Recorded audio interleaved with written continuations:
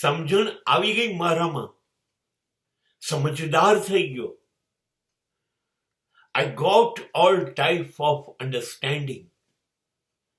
અને એટલી બધી સમજણ આવી ગઈ મારી અંદર કે હવે હું કોઈને સમજાવતો જ નથી. હું શા માટે એને સમજાવું? કોઈને પણ શા માટે સમજાવું? અને પહેલી વાત કે મારા સમજાવવાથી કોઈ સમજવાનું છે ખરું?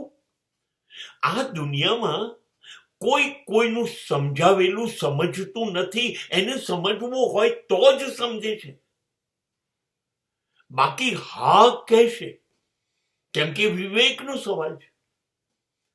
પણ શું સમજવું એ નક્કી કરશે.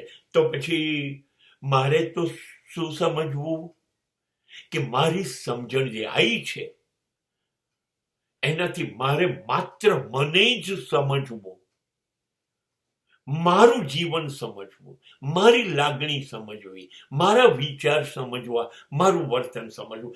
બસ મારી શરૂઆતથી અંત સુધી માત્ર મને મને મને સમજવો, એ જ મારી સમજણ છે.